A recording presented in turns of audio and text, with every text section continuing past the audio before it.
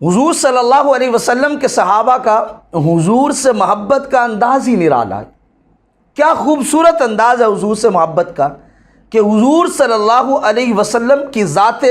اقدس سے وابستہ ہر چیز سے حضور کے صحابہ پیار کرتے تھے۔ صحیح بخاری میں ہے کہ حضرت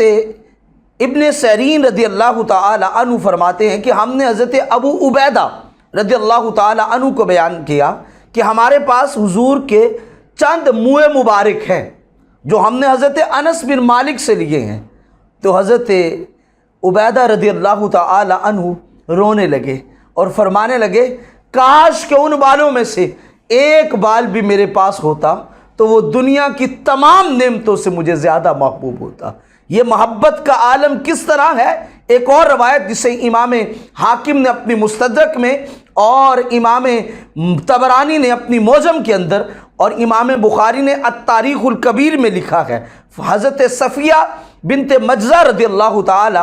عنہا بیان کرتی ہیں کہ ابو محذورہ رضی اللہ تعالی عنہ کے سامنے والے بالوں میں چند بال اتنے لمبے تھے کہ جب وہ تشریف رکھتے بیٹھتے تو وہ ان بالوں کو کھولتے تو ان بالوں کا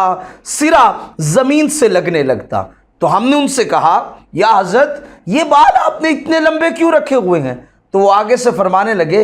اصل میں بات یہ ہے کہ ایک دن حضور نبی مکرم صلی اللہ علیہ وسلم نے اپنا دست اقدس میرے سر کے ان بالوں پہ لگایا تھا، قسم خدا کی اس کے بعد میں نے ان بالوں کو کبھی نہیں کٹوایا اور میں نے عہد کر لیا ہے میں مر جاؤں گا لیکن کبھی ان بالوں کو کٹواؤں گا نہیں۔ قربان جاؤں حضور کے صحابہ کی محبت پہ۔ دیکھیے ایک بال کو دنیا و ما فیہا کی دولتوں سے عزیز سمجھتے ہیں، اور جہاں حضور کا دست اقدس لگ جاتا ہے ان بالوں کو حضور کے صحابہ کٹواتے نہیں، ان بالوں کو اپنے لیے باعث تبرک ساری زندگی کے لیے رکھ لیتے ہیں۔ اور بلکہ حضرت ابو محذورہ کے ساتھ تو وہ قبر میں بھی بال گئے ہوں گے۔ میرا یقین واثق ہے جب قبر میں فرشتوں نے آ کے پوچھا ہوگا ابو محذورہ کون ہو تو وہ آگے سے ان بالوں کو کر کے بتلاتے ہوں گے یہ میں ان بالوں والا ہوں جن بالوں کو مصطفیٰ کا دست اقدس لگا تھا۔